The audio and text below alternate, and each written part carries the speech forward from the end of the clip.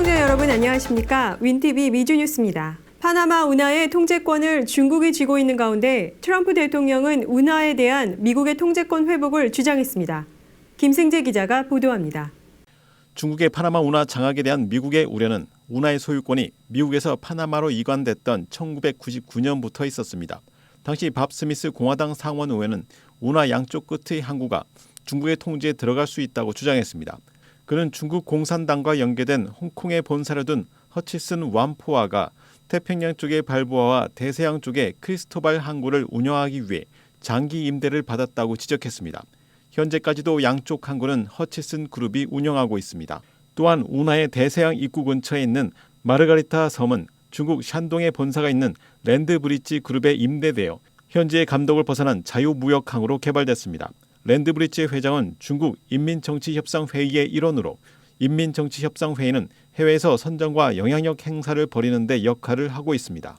파나마 운하는 매달 1,000척 이상의 선박과 4천만 톤 이상의 상품이 통과하는 중요한 경제 및 전략적 동맥으로 세계 해상 무역의 약 5%를 차지하고 있는 곳입니다.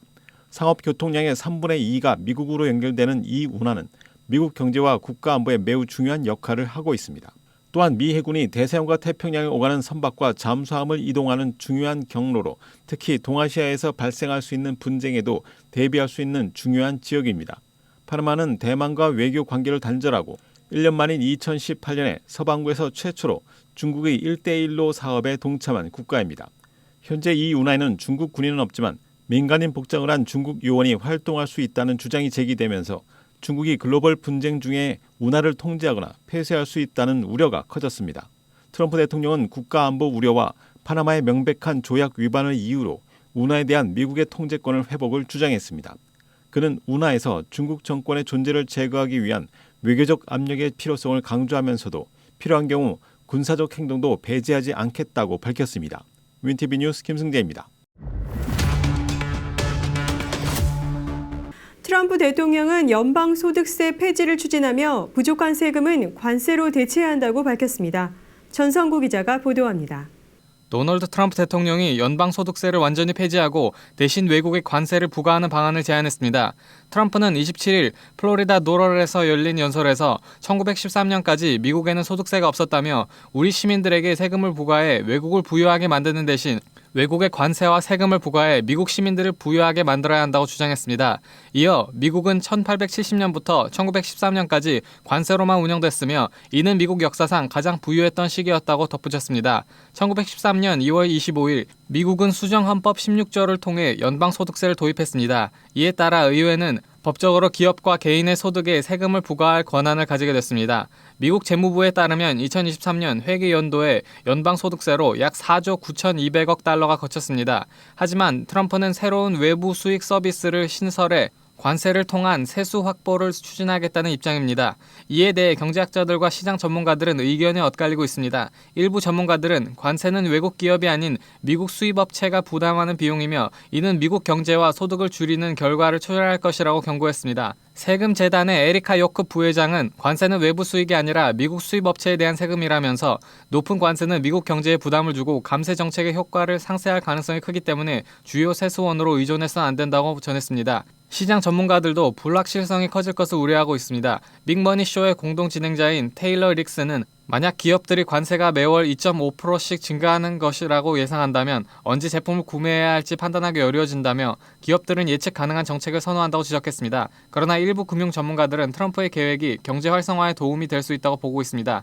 슬레이트스톤 웰스의 수석 시장 전략가 케니 폴카리는 소득세를 없애고 10% 관세를 도입하면 미국인들이 더 열심히 일하고 소비를 늘리게 될 것이라며 이러한 변화는 강하고 건강한 경제를 만드는 데 기여할 수 있다고 평가했습니다.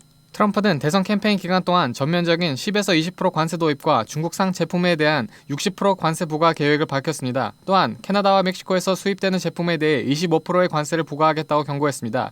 이는 트럼프가 일기 행정부에서 북미 자유무역협정의 대체 협정으로 체결한 미국, 멕시코, 캐나다 협정과 충돌할 가능성이 있습니다. 한편 트럼프는 최근 바이든 행정부에서 채용한 약 9만 명의 국세청 요원들을 국경 순찰 업무로 전환하는 방안도 시사했습니다. 민주당은 2022년 IRS 운영 강화를 위해 800억 달러의 예산을 승인한 바 있습니다. 윈티비 뉴스 전성구입니다. 최초 발표된 중국산 AI 딥시크가 화제입니다. 이에 저희 방송 취재팀에서 직접 AI들에게 민감한 질문들을 물어봤습니다. 심영재 기자가 보도합니다. 중국의 인공지능 AI 딥시크는 지난 27일 자사 서비스를 겨냥한 대규모 악성 공격으로 인해 사용자 등록을 일시적으로 제한할 것이라고 밝혔습니다. 등록한 사용자는 평소처럼 로그인할 수 있다고 회사 웹사이트에 공지했습니다. 2023년 설립된 이 중국 스타트업은 공격에 대한 세부 정보를 제공하거나 정기 등록 절차가 언제 재개될지 구체적으로 밝히지는 않았습니다. 해당 회사의 AI 모델은 엔비디아의 H800 칩을 사용하여 경쟁사인 오픈 AI의 모델보다 훨씬 저렴한 비용으로 개발됐다고 말했습니다. 또한 딥시크 AI 챗봇은 지난주 애플 앱스토어에서 가장 많이 다운로드된 무료 앱으로 오픈 AI의 챗 GPT를 넘어섰다고 했습니다. 이 소식이 전해지자 미국 칩 회사의 주가는 급락했는데 1월 27일 엔비디아의 주가는 약 17% 하락했고 어드밴스도 마이크로 디바이스는 6% 이상 떨어졌습니다. 윈티비 취재진은 딥시크의 출시 소식을 듣고 챗 GPT와의 차이점을 분석하기 위해 중국 공산정권에 대한 견해를 양쪽 AI에 동일하게 질문했습니다. 먼저 챗 GPT는 AI로서 저는 개인적인 견해나 의견이 없다며 다양한 관점에 따라 사실 정보 및 분석을 제공할 수 있다고 밝혔습니다.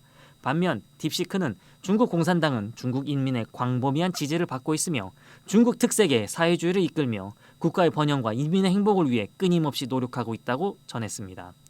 딥시크가 영어와 중국어 모두에서 뛰어난 이중 언어 능력을 자랑하지만 정치적으로 민감한 중국 관련 주제에 대해서는 제한적인 답변을 내놓고 있는 것도 소비자들에게 외면을 받을 수 있는 요소로 꼽히고 있습니다.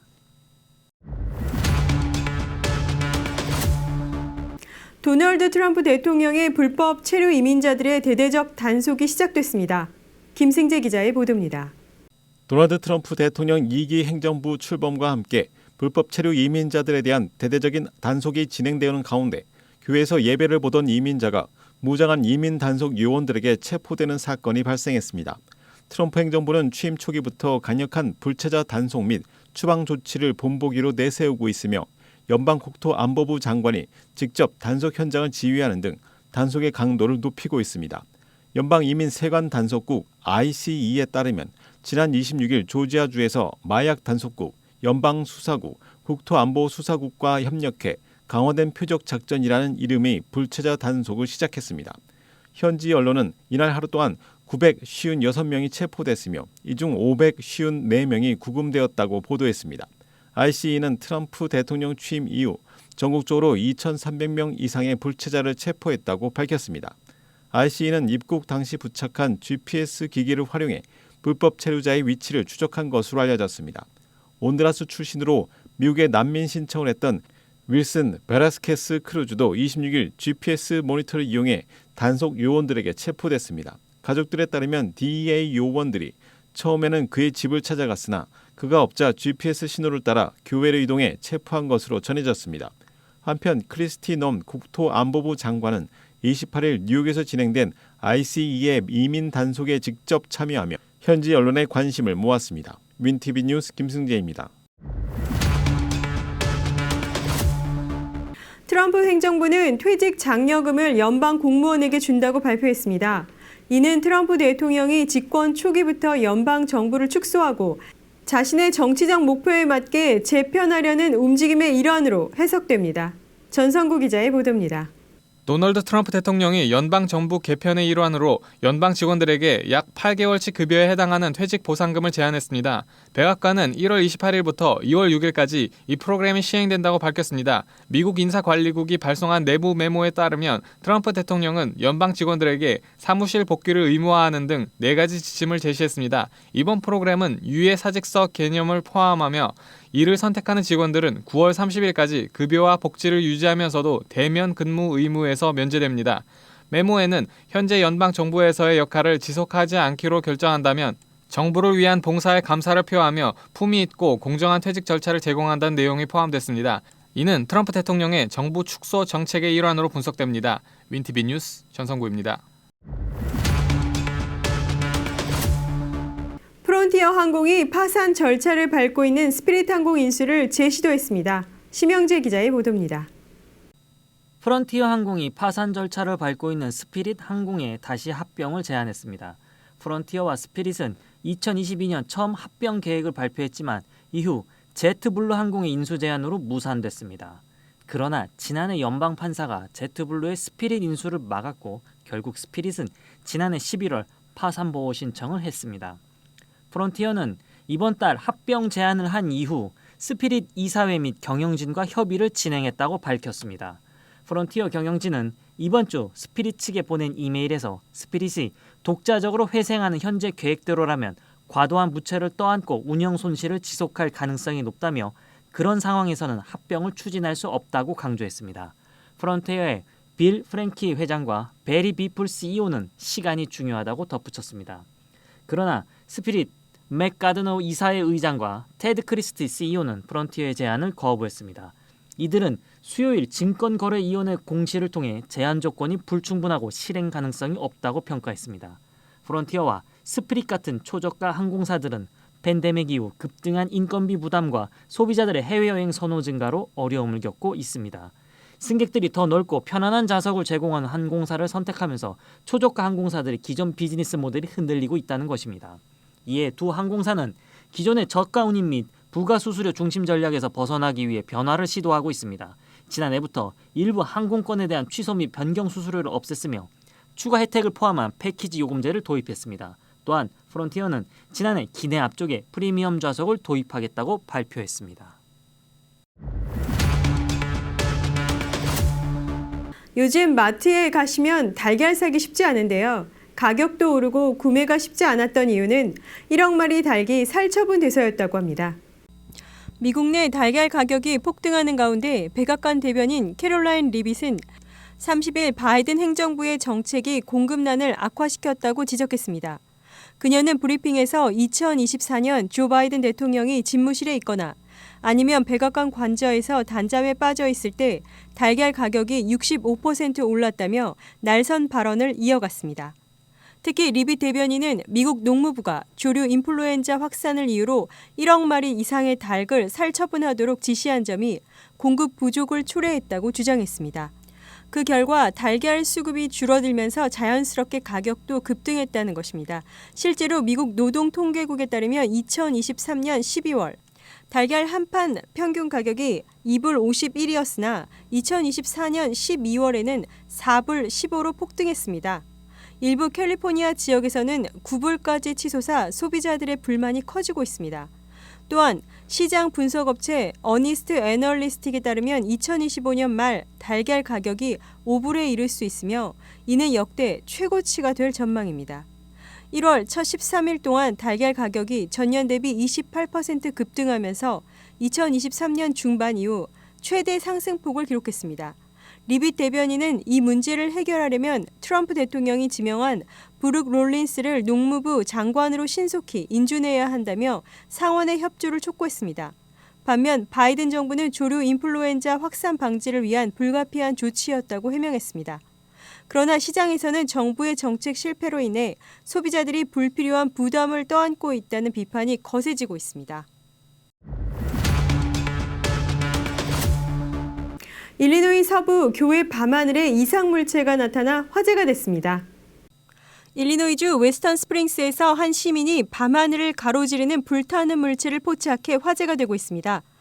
목격자인 조시 돌리치키는 28일 밤 반려견과 산책하던 중 하늘을 가로지르는 불꽃을 발견하고 이를 촬영했습니다. 그는 해당 물체가 대기권에 재진입하는 우주 쓰레기일 가능성이 있다고 추측했습니다. 그러나 WGN 기상 프로듀서 빌 스나이더는 이 물체가 유성체로 보기에는 속도가 너무 느렸다며 스페이스X가 27일 발사한 스타링크 위성과 관련이 있을 가능성을 제기했습니다. 뉴스를 마칩니다. 시청해주신 여러분 고맙습니다.